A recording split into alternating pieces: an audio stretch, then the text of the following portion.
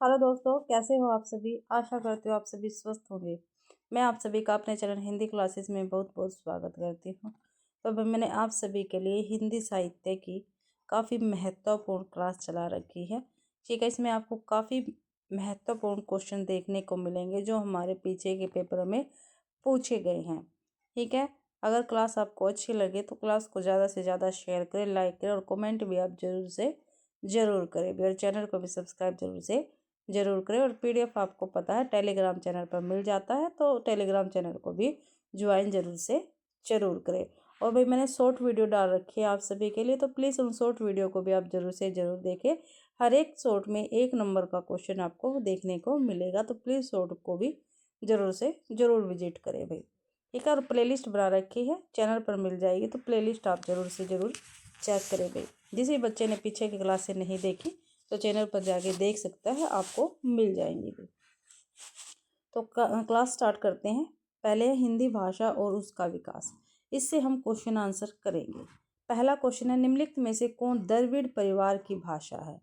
तो द्रविड़ परिवार की भाषा कौन सी है भाई, ये आपको बताना है। तो उड़िया है, बंगला है, असमिया है या कन्नड़ है। जो कन्नड़ है ये द्रविड़ परिवार की भाषा रहेगी। डी आंसर अपना बिल्कुल सही है। व्याख्या में देख लेते हैं। हिंदी, उड़िया, बंगला, असमिया आदि भारोपीय परिवार की भाषा है। किसके भी भारोपीय परिवार की भाषा, जबकि कन्नड़, तमिल, तेलुगु आदि द्रविड़ परिवार की भाषा रहेगी। अगला क्वेश्चन है, किस क्षेत्र की बोली को काशिका कहा जाता है। ठीक है, कौन सा ऐसा क्षेत्र है जिसकी बोली को हम काशिका कहते हैं। बेसवाड़ा, आरा, भोजपुर, बनारस या मगध। जो बनारस है, ठीक है, इसकी बोली को काशिका कहा जाता है, ये आपको ध्यान रखना। व्याख्या में देख लेते हैं। बनारस की क्षेत्रीय बोली को काशिका कहा जाता है। अवध की क्षेत्रीय बोली को बेसवाड़ा कहा जाता है। ठीक है, अवध की क्षेत्रीय बोली को क्या कहते हैं, बेसवाड़ा। बनारस की क्षेत्रीय बोली को काशिका। काशिका का दूसरा नाम भोजपुरी भी है। क्या है भाई, काशिका का दूसरा नाम क्या बताया गया है, भोजपुरी है। आगे देखते हैं, देवनागरी लिपि की उत्पत्ति किससे हुई है। जो देवनागरी लिपि है इसकी उत्पत्ति किससे हुई है, ये आपको बताना है। तो खरोष्टी, ब्राह्मी, पेशाची या केती। तो ब्राह्मी लिपि से उत्पत्ति हुई है देवनागरी लिपि की, भी आंसर बिल्कुल सही रहेगा। व्याख्या में देखते हैं, लिपि की उत्पत्ति एवं उसका विकास। ठीक है, देवनागरी लिपि है, इसकी उत्पत्ति और उसका विकास देखते हैं। ब्राह्मी लिपि है, फिर इससे 2 लिपियों का विकास हुआ, दक्षिण शैली और उत्तरी शैली। दक्षिण शैली के अंतर्गत तेलुगु, तमिल, कन्नड़ लिपियों का विकास हुआ दक्षिण शैली के अंतर्गत। और उत्तरी शैली के अंतर्गत गुप्त लिपि जो 4 और 5वीं शताब्दी के अंतर्गत हुई, कुटिल लिपि या सिद्ध मात्रिक लिपि, इन 2 लिपियों का विकास हुआ। इसके बाद जो कुटिल लिपि है या सिद्ध मात्रिक लिपि है, उससे फिर 2 लिपियों का विकास हुआ है, देवनागरी लिपि और शारदा लिपि। देवनागरी लिपि 9वीं शताब्दी के अंतर्गत विकास हुआ और शारदा लिपि का 10वीं शताब्दी के अंतर्गत। आगे हिंदी साहित्य का इतिहास जो है, इससे हम क्वेश्चन आंसर देखेंगे। ठीक है, तो देखते हैं। 4th क्वेश्चन है, अष्टशाप के कवियों में प्रथम नियुक्त कीर्तनकार कवि कौन है। प्रथम नियुक्त कीर्तनकार कवि पूछा है, तो नंददास है, कुंभनदास है, कृष्णदास है, सूरदास है, कुंभनदास। तो कुंभनदास जी रहेंगे। ये आंसर अपना बिल्कुल सही है भाई। आचार्य रामचंद्र शुक्ल अपने हिंदी साहित्य के इतिहास में कृष्ण भक्त शाखा के कवियों का सही प्रस्तुत अनुक्रम निम्नलिखित है। अष्टशाप कवियों का जीवन क्रम हम देख लेते हैं, काफी महत्वपूर्ण है भाई, काफी बार पेपर में पूछा गया है। अष्टशाप के कवि या कभी वल्लभाचार्य के पूछ लिए जाते हैं, कभी विट्ठलनाथ के पूछ लिए जाते हैं। और जो अष्टशाप है, इसकी स्थापना 1565 ईस्वी में विट्ठलनाथ ने की थी। और विट्ठलनाथ जो है ये वल्लभाचार्य के ही पुत्र है। और अष्टशाप में 4 शिष्य तो विट्ठलनाथ के थे और 4 शिष्य वल्लभाचार्य थे। इन 8 को लेकर इन्होंने अष्टशाप की स्थापना की थी भाई। तो कवि है, यहाँ पे जीवन काल दे रखा, जन्म स्थान है और गुरु है। जो कुंभनदास है, इनका जन्म 1468 में हुआ, 1583 में इनकी मृत्यु हुई। जन्म कहाँ पे हुआ था, जमुनावती, जो उत्तर प्रदेश में है। और इनके गुरु कौन थे, कुंभनदास के वल्लभाचार्य थे। सूरदास 1478 में इनका जन्म हुआ, 1583 में इनकी मृत्यु हुई, सिही, उत्तर प्रदेश में। वल्लभाचार्य इनके गुरु थे। परमानंद दास 1493 में इनका जन्म, कन्नौज, उत्तर प्रदेश में। इनके गुरु भी वल्लभाचार्य थे। कृष्णदास 1496 में इनका जन्म और 1578 में मृत्यु हुई, चिलोत्रा, गुजरात में। ठीक है, और इनके गुरु भी वल्लभाचार्य रहेंगे। गोविंद स्वामी 1505 ईस्वी 1585 मृत्यु, आंतरी राजस्थान, इनके गुरु विठलनाथ थे। चीत स्वामी 1515 में इनका जन्म, 1585 मृत्यु, मथुरा उत्तर प्रदेश, ये इनके गुरु विठलनाथ थे। चतुर्बुदास 1530 में इनका जन्म, 1585 मृत्यु, जमुनावती उत्तर प्रदेश, इनके गुरु का नाम विठलनाथ था। नंददास 1533 में जन्म, 1583 मृत्यु, रामपुर उत्तर प्रदेश, इनके गुरु का भी नाम विठलनाथ था। ठीक है। और जो भाई कुंभन दास है और चतुर्बुद दास, ये पिता पुत्र थे भाई। ठीक है, ये आपको ध्यान रखना, पिता पुत्र का संबंध था। ये भी पेपर में क्वेश्चन पूछ लिया जाता है। जायसीकृत पद्मावत है, क्या है? पुराण काव्य है, धर्म काव्य है, रूपक काव्य है, चंपू काव्य है। तो जायसीकृत पद्मावत भाई रूपक काव्य रहेगा, सी आंसर बिल्कुल सही है। व्याख्या देख लेते हैं। जायसीकृत पद्मावत 1540 ईस्वी उच्च कोटि का प्रबंध काव्य है। ठीक है, ध्यान रखना 1540 में इसका प्रकाशन हुआ था। डॉक्टर नगेंद्र ने इसे प्रतीकात्मक या रूपक काव्य कहा है। ठीक है, प्रतीकात्मक या रूपक काव्य किसने कहा है? पद्मावत को नगेंद्र ने कहा है। इसे समासोक्ति काव्य भी कहा जाता है, ये भी आपको ध्यान रखना है। अगला क्वेश्चन है, बसो मेरे नैनन में नंदलाल, किसकी पंक्ति है? तो किसकी है? सूरदास की है, नंददास की, मीराबाई के, कृष्णदास की। तो ये पंक्ति भाई मीराबाई की रहेगी, सी आंसर अपना बिल्कुल सही है। अब पंक्तियां देख लेते हैं और पंक्तिकार देख लेते हैं। बसो मेरे नैनन में नंदलाल, पंक्ति किसकी है? मीराबाई की है। लरिकाई को प्रेम कहो अली, कैसे करी के छूटती है, सूरदास की पंक्ति है। नव मरकट मणि श्याम मणि गम ब्रजबाला, वृंदावन को रिजी मनोह परिराई माला, यह नंददास की पंक्ति है। कंचन मणि मरकत रस ओपी, नंद सुवन के संगम सुकर अधिक विराजती गोपी, ये कृष्णदास की पंक्ति रहेगी। अगला क्वेश्चन देखते हैं। आगे भी पंक्तियां दे रखी है, काफी महत्वपूर्ण पंक्तियां, काफी बार पेपर में पूछी गई है। अमिये हलाहल मद भरे सिवेत श्याम रतनाथ, जियत मदद झुकी झुकी परत जेही चित्रत एक बार। तो ये किसकी पंक्ति है? बिहारी की है, रसलीन की है, केशवदास की है, घनानंद की है। तो ये पंक्तियां रसलीन की रहेंगी। ठीक है, आगे देखते हैं। अमिये हलाहल मद भरे, ये तो देख ली हमने, किसकी पंक्ति है? रसलीन की है। आगे है, सोहत ओढ़े पीठ पट श्याम सलोने गात, मनो नील मणि सेल पर आतप परियो प्रभात। तो ये बिहारी की पंक्ति रहेगी भाई। अगली पंक्ति है, अति सुदो स्नेह को मारक है, जह नेकु श्यानपन बाक नहीं, घनानंद की पंक्ति। काफी महत्वपूर्ण पंक्तियां, ध्यान रखना है। यद्यपि सुजाति सुलक्षणी सुब्रन सरस्वत, भूषण विजित न बिनु न विराजिते, कविता वनिता मिति, केशवदास की पंक्ति रहेगी। अगला क्वेश्चन है, बरवे रामायण किसकी रचना है? तो किसकी रचना है? ये सूरदास की, तुलसीदास की है, नंददास की है, केशवदास की। तो तुलसीदास की रचना रहेगी। रचना और रचनाकार, बरवे रामायण या बरवा तुलसीदास की है। साहित्य लहरी सूरदास की रचना रहेगी। रास पंचाध्याय नंददास की रचना है। विज्ञान गीता भाई केशवदास की रचना रहेगी। हिंदी प्रदीप पत्रिका के संपादक कौन थे? तो हिंदी जो प्रदीप पत्रिका थी, इसके संपादक कौन थे? तेंदु हरिश्चंद्र, श्रीलाल निवास दास, बालकृष्ण भट्ट या राधाचरण गोस्वामी। तो बालकृष्ण भट्ट जी रहेंगे हिंदी प्रदीप पत्रिका के संपादक। व्याख्या में देख लेते हैं। पत्रिका, प्रकाशन वर्ष, संपादक, प्रकार और स्थान। हिंदी प्रदीप जो पत्रिका है, इसका प्रकाशन 1877 ईस्वी में हुआ। संपादक किसके थे? बालकृष्ण भट्ट। और ये मासिक पत्रिका थी, प्रयाग से निकलती थी। बाला बोध ने 1874 में इसका प्रकाशन हुआ। भारतेंदु हरिश्चंद्र इसके संपादक थे। मासिक पत्रिका थी, ये भी बनारस से निकलती थी। सदादर्श 1874 में इसका प्रकाशन हुआ। लाला श्रीनिवास दास इसके संपादक थे। मासिक पत्रिका थी और काशी से निकलती थी। भारतेंदु पत्रिका 1884 में इसका प्रकाशन हुआ। राधाचरण गोस्वामी इसके संपादक थे और ये वृंदावन से निकलती थी भाई। अगली पंक्ति है, तोड़ने ही होंगे मठ और गढ़ सभी, किसकी पंक्तियां हैं? तो किसकी पंक्तियां? निराला की, रघुवीर साहे की, नागार्जुन की, मुक्तिबोध की है। तो ये पंक्तियां भी मुक्तिबोध की रहेंगी। डी आंसर अपना बिल्कुल सही है। पंक्ति और पंक्ति कार भाई, तोड़ने ही होंगे मठ और गढ़ सब, ये मुक्तिबोध की है भाई पंक्ति। राष्ट्रीय गीत में भला कौन वह भात भाग्य विधाता है, फटा सुथन्ना पहने जिसका गुण हर चरना गाता, ये रघुवीर साहे की पंक्ति है। अगली पंक्ति है, कई दिनों तक चूल्हा रोया चक्की रही उदास, कई दिनों तक कानी कुतिया सोई उसके पास, नागार्जुन की है। ऐ शब्द अदरों का सुना भाव, मैं कवि हूँ पाया है प्रकाश, निराला की पंक्ति रहेगी भाई। आगे क्वेश्चन है, हिंदी साहित्य की जो गद्य विधाएं हैं इनसे हम क्वेश्चन देखेंगे। आवारा मसीहा किसकी रचना है? जो आवारा मसीहा ये किसकी रचना रहेगी? विष्णु प्रभाकर के, विद्यानिवास मिश्र की, हरिवंश राय बच्चन की, नरेंद्र शर्मा की है। तो आवारा मसीहा भाई विष्णु प्रभाकर की रचना रहेगी। ये आंसर अपना बिल्कुल सही है। ठीक है। और जीवनी विधा की रचना है, जीवनी, प्रकाशन वर्ष, जीवनीकार और संबंधित व्यक्ति। आवारा मसीहा 1974 में इसका प्रकाशन हुआ। जीवनीकार कौन है? विष्णु प्रभाकर है। और कौन से संबंधित व्यक्ति से है भैया? किस व्यक्ति से संबंधित जीवनी है? शरद चंद्र चट्टोपाध्याय से संबंधित जीवनी रहेगी आवारा मसीहा, और काफी बार पेपर में पूछी गई है। ठीक है। उत्सव पुरुष नरेश मेहता 2003, महिमा मेहता, नरेश मेहता के ऊपर ये जीवनी लिखी गई है भाई।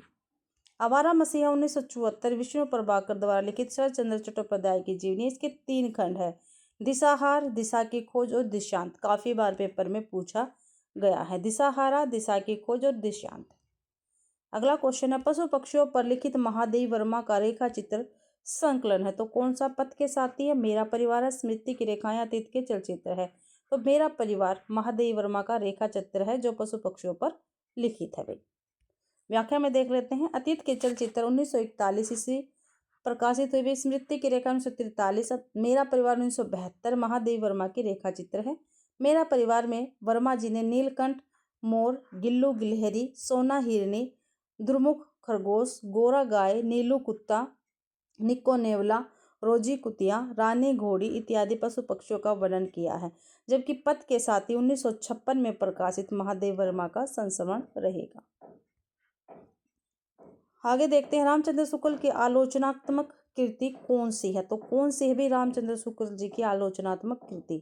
तो रस सिद्धांत, स्वरूप विश्लेषण, काव्य मीमांसा, रस मीमांसा, वांग्मय विमर्श। तो जो रस मीमांसा है ये रामचंद्र शुक्ल जी की आलोचनात्मक कृति है। ठीक है। आलोचना और आलोचनाकार भाई। रस मीमांसा रामचंद्र शुक्ल जी रहेंगे इसके लेखक। रस सिद्धांत, स्वरूप एवं विश्लेषण डॉक्टर आनंद प्रकाश दीक्षित जी है। काव्य मीमांसा राजशेखर जी की है रचना। वांग्मय विमर्श ये विश्वनाथ प्रसाद जी की आलोचना रहेगी। आगे है, मनोविश्लेषणात्मक शैली के उपन्यासकार कौन है? तो कौन है भाई? इला चंद्र जोशी जी रहेंगे। सी आंसर अपना बिल्कुल सही है। व्याख्या में देख लेते हैं। इला चंद्र जोशी 1909 में इनका जन्म, 1982 में इनकी मृत्यु। अज्ञे 1911 में जन्म, 1998 में मृत्यु। जिनेंद्र 1905 में जन्म, 1988 में मृत्यु। डॉक्टर देवराज 1917 में इनका जन्म, 1999 में मृत्यु इत्यादि मनोविश्लेषणात्मक शैली के उपन्यासकार रहेंगे। कौन कौन है? इला चंद्र जोशी, अज्ञे है, जिनेंद्र है, डॉक्टर देवराज है। ये मनोविश्लेषणात्मक शैली के उपन्यासकार है भाई। आगे है, नियोनिया किस उपन्यास की पात्र है? अनामदास का पोथा, चारुचंद्र लेख, पूर्णवा या बाण भट्ट की आत्मकथा। तो बाण भट्ट की आत्मकथा उपन्यास की पात्र रहेगी नियोनिया। ये सभी के सभी उपन्यास किसके हैं? हजारी प्रसाद द्विवेदी जी के हैं। उपन्यास, प्रकाशन वर्ष और पात्र देख लेते हैं भाई। बाण भट्ट की आत्मकथा 1946 में प्रकाशित है। ठीक है। इसमें पात्र कौन है? बाण भट्ट हो गया, नियोनिया होगी, निपुणिया होगी। चारुचंद्र लेख 1963 में प्रकाशित हुआ। राजा सतवाहन और चंद्रलेखा इसके पात्र है। पूर्णवा 1973 में प्रकाशित है। लोरिकायन एवं मृच कटिकम इसके पात्र रहेंगे। अनामदास का पोथा 1976 में प्रकाशित। छांदोग्य एवं बृहदनायक रहेंगे इसके पात्र। ठेले पर हिमालय किस विधा की रचना है? तो ये भाई निबंध है एक। ठीक है। ठेले पर हिमालय 1958 ईस्वी धर्मवीर भारती जी का एक निबंध है। आगे है, वंदे वाणी विनायको निबंध, काफी महत्वपूर्ण निबंध है। वंदे वाणी विनायको ये निबंध विधा से है। इसके रचयिता कौन है? तो रामवृक्ष बेनीपुरी रहेंगे। बी आंसर बिल्कुल सही है भाई। व्याख्या में देख लेते हैं। रामवृक्ष बेनीपुरी के निबंध गेहूं और गुलाब 1950, वंदे वाणी विनायको 1954। प्रताप नारायण मिश्र जी के निबंध है धोखा, दात, बालक, वृद्ध, आप, भो, नारी, मूछ है, दे, घूरे के लत्ता बीने, अपव्यय, वृद्ध, दान, ईश्वर की मूर्ति, होली अथवा होरी। डॉक्टर विद्यानिवास मिश्र जी के निबंध है चितवन की छा 1953, हल्दी धूप 1955, तुम चंदन हम पानी 1957, मेरे राम का मुकुट भीगरा 1974, तमाल के झरोके से 1981, संचारणी 1982, सिरिस की याद आई 1995। कुबेरनाथ राय के निबंध संग्रह हैं प्रिया नीलकंठी 1968, रस आखेट 1970, विषाद योग 1973, निषाद बासरी 1974, प्रणमुक्त 1978, महाकवि की तर्जनी 1979, मरनाथ 1993, उत्तर कुरु 1994, वाणी का क्षीर सागर 1998, अंधकार में अग्नि शिखा 1998, आगम की नाव 2002। अब एक काव्य शास्त्र और आलोचना से क्वेश्चन आंसर देख लेते हैं। भरत मुनि के रस उत्तर में निम्नलिखित में से किसका उल्लेख नहीं है? ठीक है, भरत मुनि का रस उत्तर है भाई। ठीक है, इसमें से किसका उल्लेख नहीं है? स्थायी भाव का नहीं, विभाव का नहीं, अनुभाव का नहीं, व्यभिचार का नहीं है। जो स्थायी भाव है इसका उल्लेख नहीं है, विभाव, अनुभाव, व्यभिचारी भाव इनका उल्लेख है भाई। व्याख्या में देख लेते हैं। आचार्य भरत मुनि ने अपने ग्रंथ नाट्य शास्त्र में, ठीक है, भरत मुनि का ही ये ग्रंथ नाट्य शास्त्र, इसमें रस उत्तर की व्याख्या की है। भरत मुनि का रस उत्तर है विभावानुभाव व्यभिचारिणी संयोगात रस निष्पत्ति। इसमें स्थायी भाव का उल्लेख नहीं किया है और ये सूत्र आपको याद करना है भाई। काफी महत्वपूर्ण सूत्र है, काफी बार पेपर में पूछा गया, सीधा सूत्र दे के पूछ लिया जाता है ये सूत्र किसका है, तो किसका? भरत मुनि जी का रहेगा। अगला क्वेश्चन है साधारणीकरण। अभी साधारणीकरण संकल्पना के उद्गाता कौन है? तो कौन है भाई साधारणीकरण संकल्पना के उद्गाता? कुंतक है, वामन है, भट्टनायक है, अभिनव गुप्त है। तो भट्टनायक जी रहेंगे। सी आंसर अपना बिल्कुल सही रहेगा भाई। आगे क्वेश्चन देखते हैं। साधारणीकरण के प्रतिष्ठापक भट्टनायक है। पाठक, श्रोता या दर्शक में पाठ, दृश्य इत्यादि रसानुभूति होना ही साधारणीकरण है। शब्द की द्व्यर्थी योजना से कौन सा अलंकार होता है? तो कौन सा अलंकार होता है भाई? ठीक है, तो अनुप्रास, वक्रोक्ति, श्लेष या उत्प्रेक्षा। तो वक्रोक्ति अलंकार होता है। बी आंसर अपना बिल्कुल सही रहेगा। व्याख्या में देख लेते हैं। वक्रोक्ति अलंकार जहां पर वक्ता के कथन का श्रोता द्वारा वक्ता के अभिप्रेत आशय से श्लेष अथवा काकु उक्ति से भिन्न अर्थ लगाया जाए वहां वक्रोक्ति अलंकार होता है। वक्रोक्ति में शब्द के दो अर्थ होते हैं, जैसे गौरवशालिनी प्यारी हमारी, सदा तुम ही एक इष्ट हो न गौ नहीं हो अवशा, अलिनु नहीं असर काहे कहे। श्लेष अलंकार, श्लेष का अर्थ है चिपकना, मिलना अथवा संयोग। जहां एक शब्द के साथ अनेक अर्थ चिपके रहते हैं वहां श्लेष अलंकार होता है। जैसे मेरी बहु बाधा हरो राधा नागरी सोई, जा तन के छाई परे श्याम हरित तुत होई। इसमें भाई श्लेष अलंकार है।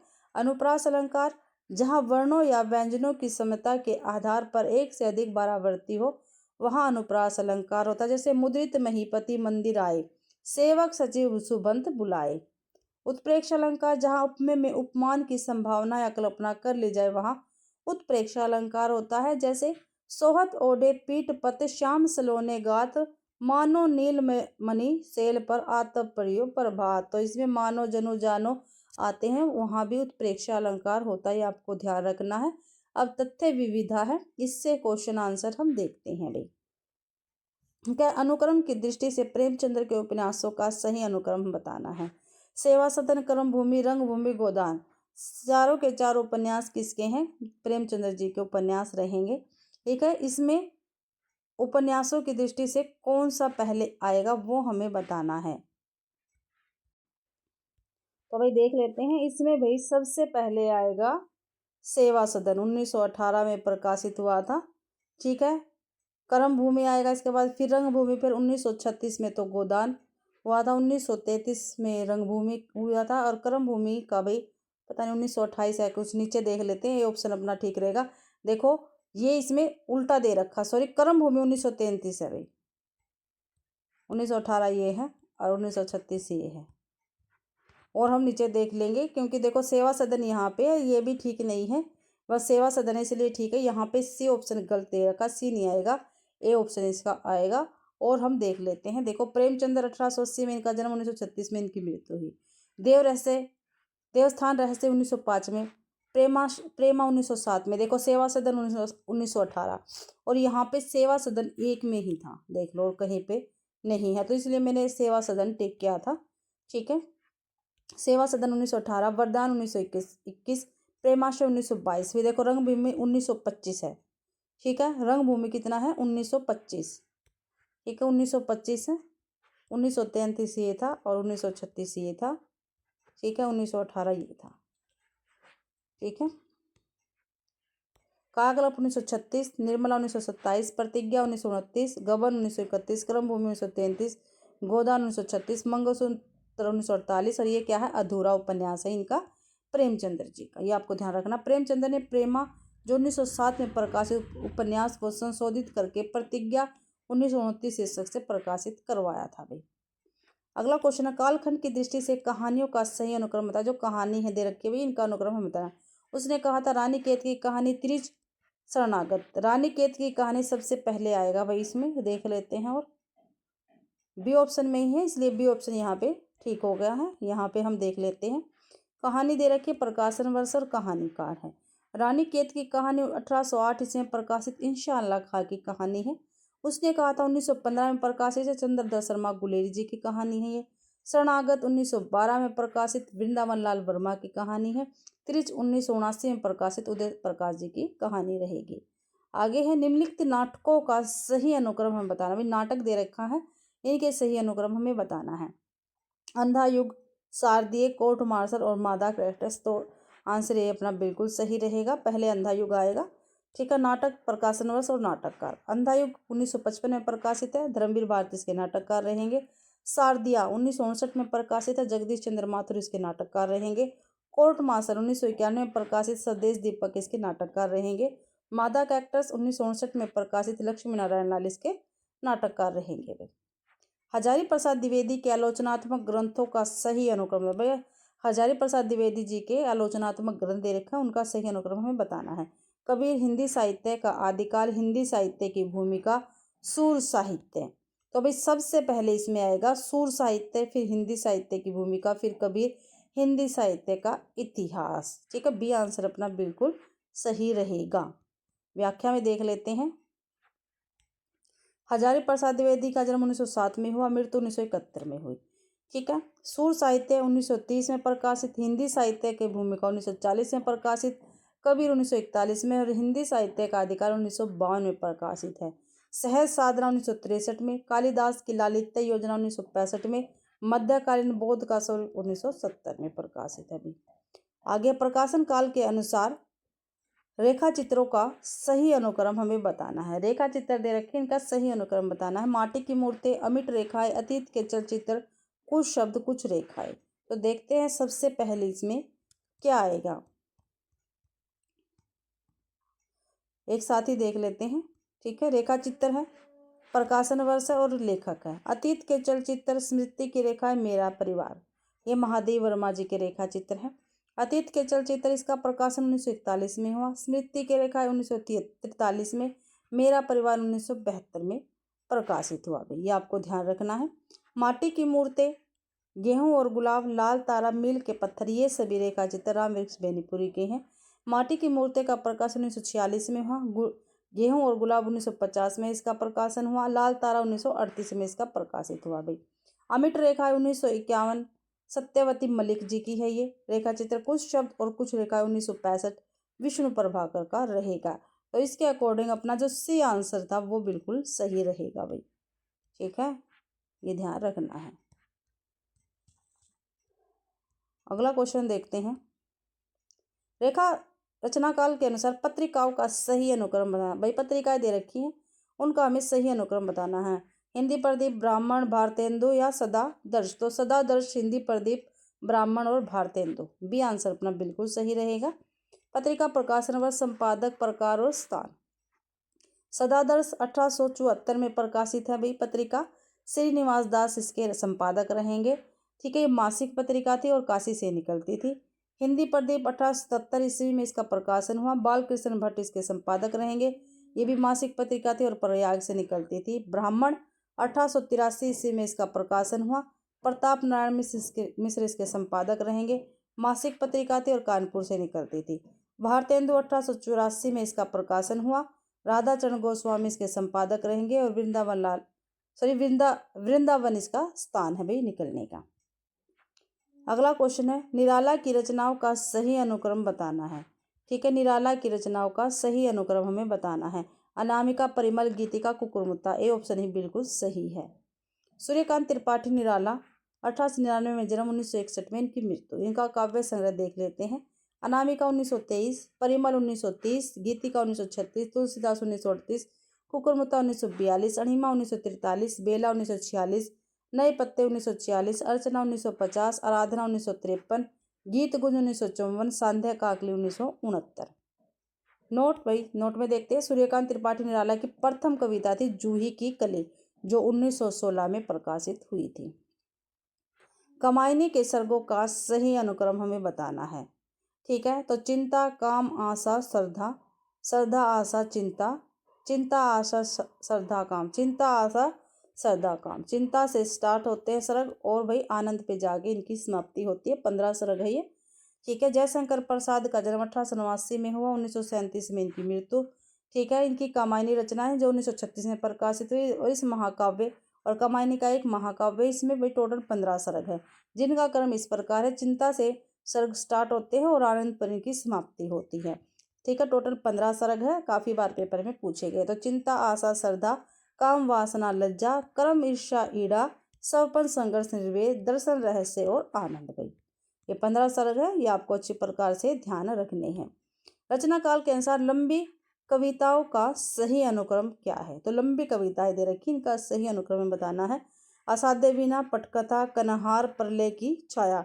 तो प्रलय की छाया, असाध्य वीणा, पटकथा और कन्हार, तो सी आंसर अपना बिल्कुल सही रहेगा। यहाँ पे देख लेते हैं इनका कविता प्रकाशन वर्ष और कवि।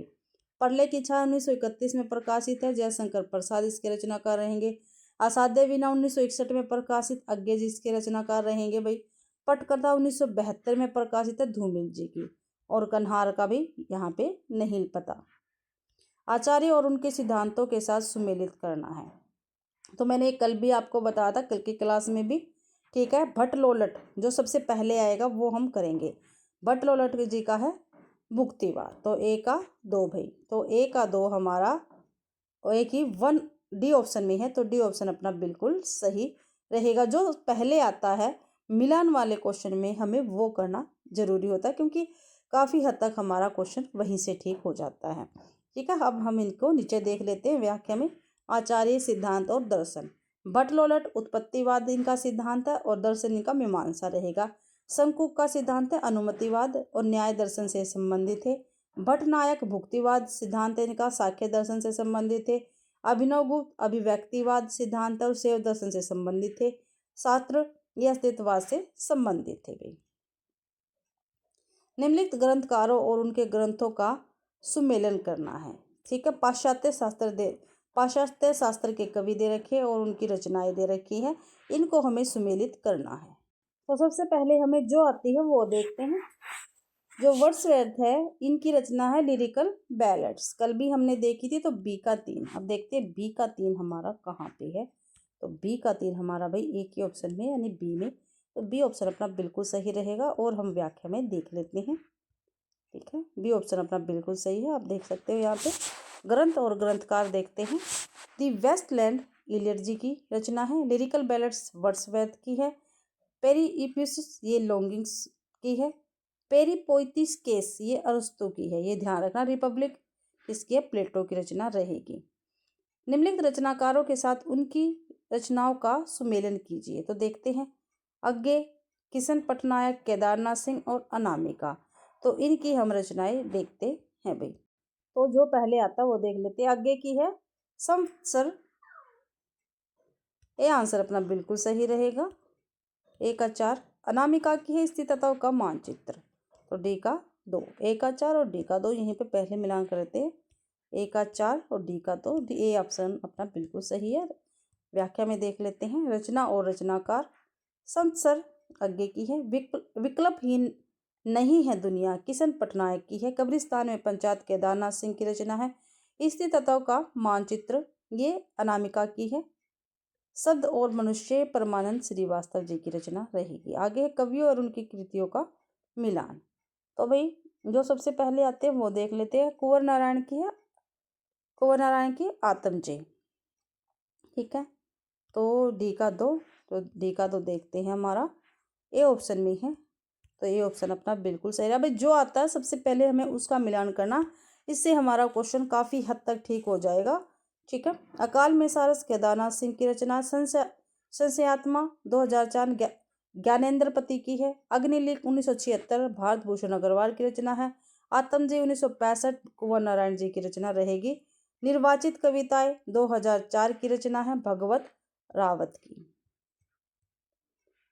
आगे देखते हैं, संपादकों को उनकी पत्रिकाओं के साथ सुमेलित करना है हमें। अखिलेश है, नमिता सिंह है, राजेंद्र कुमार है, प्रभाकर श्रोतीय है और पत्रिकाएं है पूर्वाग्रह, वर्तमान साहित्य, तद्भव, बहुवचन और समयांतर। तो अखिलेश है, इनकी जो पत्रिका है वो कौन सी है? तद्भव है। मैंने आपको कहा पहले जो आता हमें उसका मिलान करना, तो ए का 3 भाई, तो ए का 3 हम देखते हैं किसमें, देखो एक में ही है, तो इसलिए हमारा ए ऑप्शन बिल्कुल सही हो गया है। व्याख्या देख लेते हैं, पत्रिका और संपादक देख लेते हैं। तद्भव अखिलेश की पत्रिका है। वर्तमान साहित्य नमिता की है। बहुवचन राजेंद्र कुमार संपादक है। पूर्वाग्रह प्रभाकर श्रोतीय इसके संपादक रहेंगे। समयांतर पंकज विशिष्ट इसके संपादक है भाई। अगला क्वेश्चन है, कहानी और कहानीकार को सुमेलन कितना है? तो सदगति बिसाती, दो बाके पाजेब, प्रसाद जैनेन्द्र, प्रेमचंद्र चंद्र शर्मा गुलेरी और भगवती चरण वर्मा। जो पाजेब है, ठीक है, वो किसकी है? जैनेन्द्र की है। तो डी का 2 हो गया। ठीक है, जो हमें पहले आता है वो हम देखेंगे। तो डी का 2 हमारा डी ऑप्शन में है, तो डी ऑप्शन अपना बिल्कुल सही रहेगा। और हम व्याख्या में देख लेते हैं, कहानी, प्रकाशन वर्ष और कहानीकार। सदगति 1930 में इसका प्रकाशन हुआ। प्रेमचंद्र की कहानी है ये। बिसाती जयशंकर प्रसाद की कहानी है। दो बाकी 1936 भगवती चरण वर्मा की है। पाजेब 1945 जैनेन्द्र कुमार की कहानी रहेगी। उसने कहा था 1915 चंद्रधर शर्मा गुलेरी की कहानी है भाई। अगला क्वेश्चन है, पंक्तियों के साथ कवियों का सुमेलन करना है हमें। ठीक है, क्या भाई? पंक्तियों के साथ कवियों का सुमेलन करना है। तो भाई जो हमें पहले पंक्ति आएगी उसको हम करेंगे। गिरा ए नयन नयन बिनु पानी, तो ये किसकी है? तुलसीदास की रचना, सॉरी तुलसीदास की पंक्तियां रहेंगी। तो डी का 2 हमारा बिल्कुल सही है। देख लेते हैं पहले मिलान करके। डी का 2, ठीक है, डी का 2 हमारा बी ऑप्शन में है, तो बी ऑप्शन अपना बिल्कुल सही, बी ऑप्शन अपना बिल्कुल सही रहेगा। व्याख्या में देख लेते हैं पंक्ति और पंक्तिकार को। ठीक है, शेष महेश गणेश दिनेश, ये रसखान जी की पंक्ति है। मन लेत पर देत छटाकने, ये घरानंद की पंक्ति है। जैसे उड़ी जहाज को बंची, सूरदास की है। गिरा एनयन बिनैन बिनु पानी, ये तुलसीदास की पंक्ति रहेगी। रचना के साथ उसकी विधा को सुमेलित करना है। ठीक है, तो हमें एक तरफ रचना दे रखी है, दूसरी तरफ उसकी विधा दे रखी है, तो हमें ये करना। तो पैरों में पंख बांधकर, ये किसका है? ये क्या है? यात्रा वृत्तांत रहेगा। पैरों में पंख बांधकर, डी का 2 है भाई, तो डी का 2 हमारा बी ऑप्शन में है, इसलिए बी ऑप्शन अपना बिल्कुल सही है। और जो हमें अच्छी प्रकार से आता वो हमें करना है। ठीक है, मैं वहाँ पे सभी के मिलान करके दिखा सकती हूँ, लेकिन व्याख्या में वही दे रखा है, इसलिए मैं सीधा आपको व्याख्या करके व्याख्या ही बता देती हूँ, नहीं तो फिर डबल डबल हो जाएगा। रचना, रचनाकार, विधा। ठीक है, शब्द और मनुष्य परमानंद श्रीवास्तव जी के रचनाकार रहेंगे। और किस विधा से? आलोचना से। शब्द और मनुष्य आलोचना विधा से है। काशी काशी, ये क्या है? उपन्यास है और काशीनाथ सिंह का है। इला, ये नाटक है प्रभाकर श्रोतीय जी का। पैरों में पंख बांधकर, यात्रा साहित्य रामवृक्ष बेनीपुरी की। और मिठुआ, ये भ्रष्ट, ये क्या है? निबंध है। ये अष्टभुजा प्रसाद शुक्ला जी की रहेगी रचना। आगे है, उपन्यासों का उनके पात्रों के साथ हमें सुमेलित करना है। ठीक है, तो देखते हैं। रंगभूमि, झूठा सच, त्यागपत्र, अंधेरे बंद कमरे में। तो मृणाल, नीलिमा, योके, तारा और सोफिया। और त्यागपत्र की पात्रा कौन है? मृणाल रहेगी, तो सी का 1 है। तो देख लेते हैं, सी का 1 हमारा ओनली सी ऑप्शन में है, तो सी ऑप्शन अपना बिल्कुल सही रहेगा। और हम व्याख्या में देख लेते हैं भाई। उपन्यास है, प्रकाशन वर्ष है, उपन्यासकार है और इसकी पात्रा दे रखी है। रंगभूमि 1925 में इसका प्रकाशन हुआ। प्रेमचंद्र जी इसके उपन्यासकार है। सोफिया इसकी पात्र रहेगी। झूठा सच भाग 1 1998, भाग 2 1960 में। यशपाल जी इसके लेखक है इस उपन्यास के। और तारा जो है इसकी पात्रा रहेगी। त्यागपत्र 1937 में प्रकाशित जैनेन्द्र जी का उपन्यास है, ये मृणाल इसकी पात्रा है। अंधेरे बंद कमरे में 1961 मोहन राकेश जी का है भाई उपन्यास। और नीलिमा इसकी पात्रा रहेगी। अपने अपने अजनबी 1961 में प्रकाशित आज्ञे जी का है। और योके और सैलमा इसकी पात्रा रहेंगी। पात्रों को उनके नाटकों के साथ हमें सम्मिलित करना है। ठीक है भाई, पात्र दे रखे हैं और नाटक दे रखे हैं, इसको हमें सुमेलित करना है। तो मैंने अभी बताया था जो हमें सबसे पहले आता वो करना। गांधारी अंधा युग की है, सावित्री आधे अधूरी की है। ठीक है, 2 तो मैंने यहीं पे मिलान कर दिए, सी का 5 और डी का 2। सी का 5 और डी का 2 देखते हैं। सी का 5 और डी का 2, सी का 5 डी का 2। देखो आ गया ना। अब हमें आगे भी देखने पड़ेंगे, तो हमें देखना है। आगे देखते हैं, देवसेना। ठीक है, जो देवसेना है ये सगतगुप्त की पात्रा रहेगी, तो ए का 3 भाई। ठीक है, ए का 3 हम देखते हैं किस में है, तो ए ऑप्शन में। ऐसे ही हमें करना है, जो हमें पहले आता है वो देखना है, उसके बाद फिर हमें अगर वो है उसमें और भाई उससे बात नहीं बढ़ी तो आगे हम उसका और मिलान करेंगे। तो नाटक, प्रकाशन वर्ष, नाटककार और पात्र। स्कंदगुप्त 1928 में इसका प्रकाशन हुआ। जयशंकर प्रसाद इसके नाटककार रहेंगे और इसके पात्र हैं देवसेना, पृथ्वीसेन, भट्टारक, पुरुगुप्त, बंधु, वर्मा और विजया। कोणार्क नाटक है, 1951 में प्रकाशित हुआ। जगदीश चंद्र माथुर इसके रचनाकार रहेंगे। इसके पात्र है विशु, नरसिंह, देव और धर्मपाल। अंधा युग 1955 में प्रकाशित है, धर्मवीर भारती का है। इसमें गांधी और युत्सु इसके पात्र रहेंगे। आधे अधूरे 1969 में प्रकाशित मोहन राकेश जी का काफ़ी महत्वपूर्ण नाटक रहेगा भाई। और इसके पात्र है सावित्री, जुनेजा, महेंद्रनाथ, जगमोहन, अशोक और किन्नी और बिन्नी बाई। ठीक है, किन्नी और बिन्नी बाई सावित्री की लड़कियां हैं। अब हम क्या है, अवतरण दे रखा है, उसको पढ़कर क्वेश्चन आंसर हमें करनी है। तो देखते हैं। भाषा पर कबीर का जबरदस्त अधिकार था। वे वाणी के डिक्टेटर थे। जिस बात को उन्होंने जिस रूप में प्रकट करना चाहा उसे उसी रूप में भाषा से कहलवा लिया। बन गया है तो सीधे सीधे, नहीं तो दरेरा देकर। भाषा कुछ कबीर के सामने लाचार सी नजर आती है। उसमें मानो ऐसी हिम्मत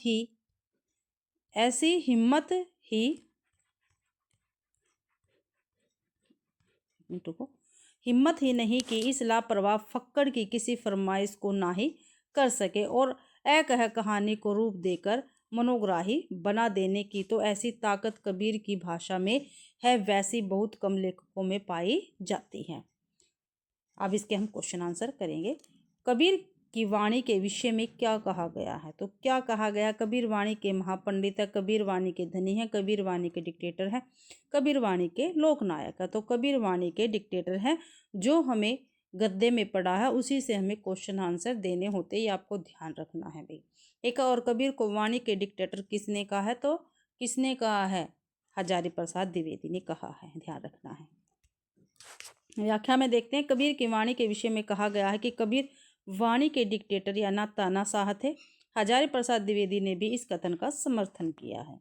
कबीर के सामने भाषा का कैसा रूप था, तो कबीर के सामने भाषा लाचार सी नजर आती है। तो बी आंसर अपना बिल्कुल सही रहेगा। व्याख्या में देखते हैं। कबीर का भाषा पर जबरदस्त अधिकार था, भाषा उनके सामने लाचार सी नजर आती है भाई।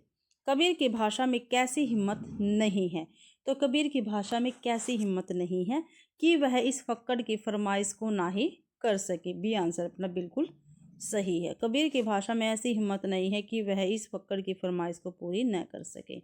कबीर की भाषा में कैसी ताकत थी, तो कबीर की भाषा में कैसी ताकत थी, कह कहानी को मनोग्राही बना दे। बी आंसर सही है। आगे देखते हैं। कबीर ने बात को किस रूप में प्रकट किया है, उसे उसी रूप में भाषा से कहलवा लिया है। ये आंसर अपना बिल्कुल सही है भाई। आगे कथोपकथन देखते हैं। स्थापना और तर्क वाले क्वेश्चन आ गए हैं भाई, इसको हम करेंगे। पहले स्थापना है, फिर तर्क है।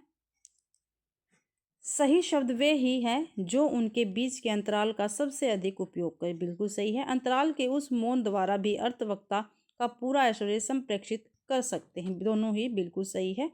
तो ए भी सही है, आर भी सही है, तो बी ऑप्शन अपना बिल्कुल सही रहेगा। बी ऑप्शन सही है। व्याख्या में देख लेते हैं। शब्द की सार्थकता इसी में है कि छोटे होने पर भी ज़्यादा से ज़्यादा अर्थ को प्रेषित करे। सही शब्द वो जो सार्थक हो, जिनका उपयोग हो तथा कम शब्द में अधिक अर्थ संप्रेषित करते हैं। अगला क्वेश्चन देखते हैं। स्थापना है और तर्क दे रखा है। स्थापना है। भरत मुनि ने अद्भुत को दिव्य तथा आनंदज बनाया है। बिल्कुल सही है।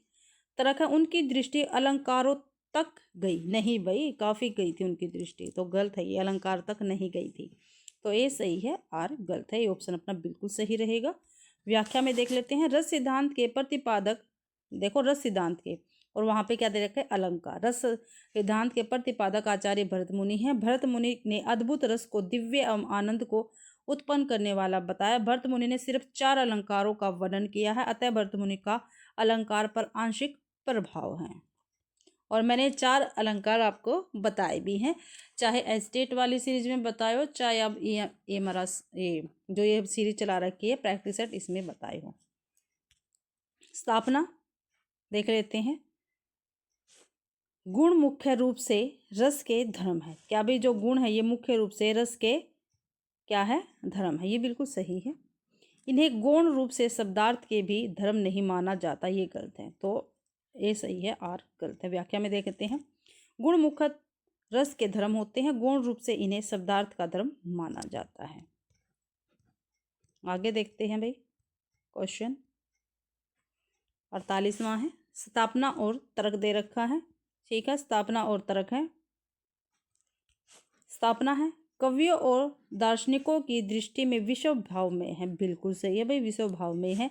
तर्क है, इसी कारण जीवन की ठोस वास्तविकताओं से पलायन की वृत्ति पनपी है, ये गलत है, तो ए सही है, आर गलत है, तो सी आंसर अपना बिल्कुल सही रहेगा, ठीक है। व्याख्या में देखते हैं, कवियों और दार्शनिकों ने विश्व को भावतम या भावकत्व व्यापार माना है, जबकि जीवन से पलायन में इसका कारण नहीं है। जीवन से पलायन में आर्थिक, सामाजिक, पारिवारिक तथा व्यक्तिगत कारण होते हैं। स्थापना देख लेते हैं, प्रेम जब व्यष्टि सौंदर्य से ऊपर उठता तब वह आध्यात्मिक बनता है, बिल्कुल सही है भी, क्योंकि प्रेम आध्यात्मिक होता है, तो ये क्या है, गलत रहेगा। ए सही है, आर गलत है, तो ए ऑप्शन अपना बिल्कुल सही है। व्याख्या में देख लेते हैं, प्रेम जब भक्ति से ऊपर उठता है या विष्टि से समष्टि की ओर बढ़ता तो वह आध्यात्मिक हो जाता। प्रेम का संबंध आंतरिक संवेदना भाव से है। प्रेम ही मानव जीवन की सर्वोच्चता को प्राप्त करने का साधन है। अगला क्वेश्चन है, लास्ट क्वेश्चन है भाई इस अपने प्रैक्टिस सेट का, ठीक है। स्थापना है, काव्य का सत्य असाधारण होता, बिल्कुल सही, क्योंकि वह सामान्य तत्व से मिलता ही क्या है, गलत है। ए सही है, आर गलत है, तो डी ऑप्शन अपना बिल्कुल सही रहेगा। व्याख्या में देख लेते हैं, काव्य का सत्य साधारण भावभूमि से ऊपर उठकर असाधारण हो जाता है। तर्क में सामान्य सत्य की बात कही गई है, जबकि स्थापना में असाधारण सत्य है, अतः स्थापना और तर्क अंतर संबंधित न होने के कारण तर्क गलत है, ठीक है। तो भाई इसी के साथ अपनी क्लास कंप्लीट होती है। प्रैक्टिस सेट आज यहीं पे समाप्त होता है। 50 क्वेश्चन अपने कंप्लीट हो गए हैं। आशा करती हूँ भाई आप सभी को क्लास पसंद आई होगी। अगर आप सभी को क्लास पसंद आती है तो प्लीज़ क्लास को ज़्यादा से ज़्यादा शेयर करें, लाइक करें और कमेंट भी आप ज़रूर करें भी, ठीक है। और चैनल को भी सब्सक्राइब जरूर करें। आप सभी को इस क्लास का PDF टेलीग्राम चैनल पर मिल जाता है, तो उसको भी ज्वाइन करना ना भूलें भाई, ठीक है। आप सभी का क्लास देखने के लिए बहुत बहुत धन्यवाद।